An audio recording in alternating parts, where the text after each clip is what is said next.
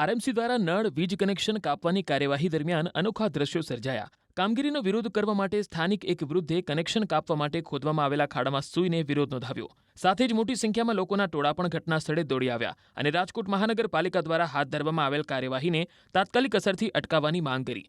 મહત્વનું છે કે આરએમસી દ્વારા ભગતસિંહ ગાર્ડન નજીક હાઉસિંગના ક્વાર્ટરને નોટિસ આપવામાં આવી અને ત્યારબાદ નળ વીજ કનેક્શન કાપવા માટે નગરપાલિકાની ટીમ ઘટના સ્થળે પહોંચી હતી. જો કે સ્થળ પર તણાવભર્યો માહોલ સર્જાતા અધિકારીઓએ સમજાવટના પ્રયાસ હાથ ધર્યા. ત્યારે હવે તંત્ર દ્વારા દિવાળી સુધીનો સમય આપવામાં આવ્યો હોવાનો દાવો કરવામાં આવ્યો છે. તો આ તરફ મેયર નેહલ શુક્લાએ પણ તુરંત કામગીરી અટકાવવાના આદેશ આપ્યા હતા.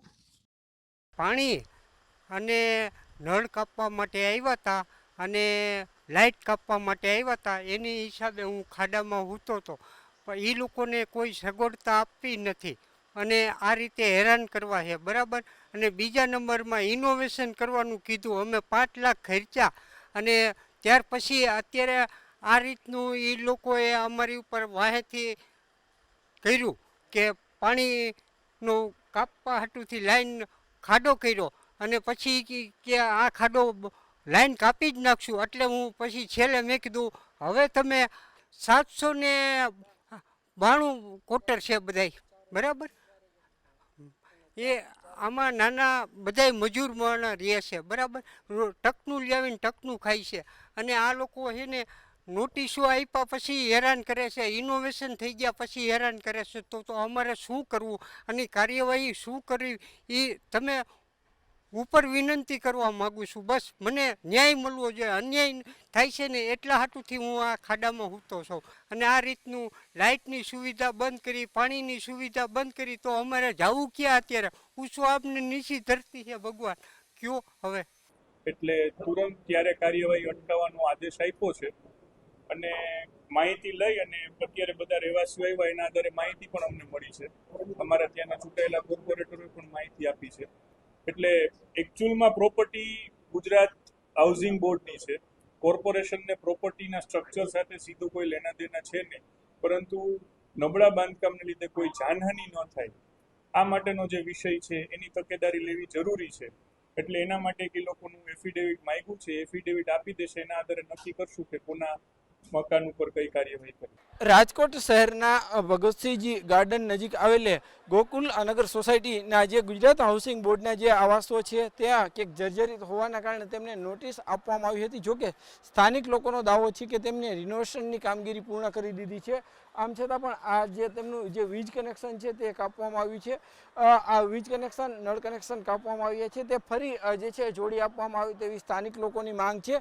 કેમ કે જે જર્જરિત મકાન હતા તે સ્થાનિક લોકોએ રિપેર કરાવી દીધા છે. આ જે આવાસ જોઈ શકો છો જે તે પણ અત્યારે કલર કામ થઈ ગયેલું છે અને જે આવાસને જે કોઈ રિનોવેશનનું જે કામગીરી હતી તે ચોમાસા પહેલાં જ પૂર્ણ કરી દીધી હોવાનું સ્થાનિક લોકોનો દાવો છે. હાલ આપણી સાથે અહીંયા સ્થાનિક લોકો છે, આપણે એમની સાથે પણ વાત કરીશું. શું કહેશો, આજે કોર્પોરેશને રજૂઆત કરી અને જે તમારી રજૂઆતને લઈને શું મેયરે શું કીધું છે આખી પરિસ્થિતિ? નમસ્કાર સર. હવે અમારે મેયર સાહેબ સાથે, ડેપ્યુટી મેયર સાહેબ સાથે વાત થઈ છે. એને અમને દિવાળી સુધીનો સમય આપેલો છે કે ભાઈ તમે રિનોવેશન કરાવી લો. અત્યારે આપણને દિવાળી સુધીનો સમય આપ્યો છે અને અત્યારે જેટલા જર્જરિત છે એને ખાસ 4 મહિનાની અંદર રિનોવેશન કરવાનું છે, એ ફાઇનલ થઈ ગયું છે. નહીંતર પછી જે તે ફર્ધર કાર્યવાહી કરશે. અને બીજી અમારી માંગ એવી હતી કે ભાઈ અત્યાર સુધી અમને જે નોટિસો આપેલી છે કે ગુજરાત ગૃહ નિર્માણ બોર્ડ અમને નોટિસ રિનોવેશનની કરવાની આપે છે અને મહાનગરપાલિકા અમારા પાણીની લાઈન અને આગળ એક ડિમોલેશન કરેલું છે આજે જ સવારે. એટલે એની સ્થાને મેયર સાહેબને મળવા ગયેલા હતા, પણ એની પોઝિટિવ અમને ઘણું બધું સારો રિસ્પોન્સ મળ્યો છે. એના ઉપરથી હવે ફર્ધર આગળ કાર્યવાહી. ચોક્કસથી બેન, ખાસ તમારા વિસ્તારમાં અત્યારે નળ કનેક્શન કાપવામાં આવ્યા છે. શું કહેશો, નળ કનેક્શન, વીજ કનેક્શન કાપવામાં આવ્યા છે? વીજ કનેક્શન નથી કપાણું, નળ કનેક્શન કપાઈ ગયું છે અને આ રિનોવેશન કરેલા 1.5 વર્ષ થયા છે છતાંય લાઇટ કે પાણી કે કંઈ આપતા નથી.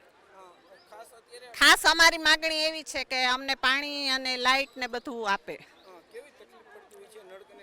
બહુ તકલીફ પડે છે. અમારે ક્યાંનું ક્યાં પાણી ભરવા માટે જવું પડે છે. અમારે છોકરાઓ નાના નાના સ્કૂલે જતા હોય, અમે કામ કરવા જઈએ છીએ. બેન, શું કહેશો, ત્યાં નળ કનેક્શન કાપવામાં આવ્યું છે, શું પરિસ્થિતિ? અત્યારે જે નળ કનેક્શન કાપી ગયા છે બરોબર, પાણી વગર અત્યારે કાંઈ કામ થઈ શકે એમ નથી. અત્યારે અમને પ્રતિસાદ સારો જ મળ્યો છે સરકાર તરફથી. અમે ખાલી એટલું જ કહેવા માંગીએ છીએ કે આ જે રિનોવેશન કરાવેલું છે બરોબર, એમાં તમે લાઇટ ને પાણી આપો.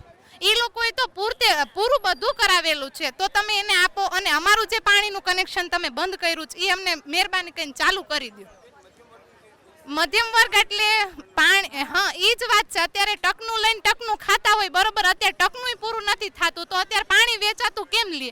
અને પ્લસ અત્યારે બધાના કનેક્શન અત્યારે કાપી નાખ્યા. અત્યારે પાણી વાળા પછી એમ કરશે, ભાવ વધારી દેશે, તો અમારે શું કરવાનું?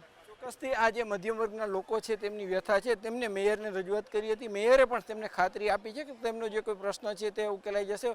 પરંતુ અત્યારે જે પરિસ્થિતિ જોવા મળી રહી છે કે અત્યારે સ્થાનિક લોકો છે તે અત્યારે જે છે નળ કનેક્શન કાપી નાખતા કે હેરાન પરેશાન જોવા મળી રહ્યા છે.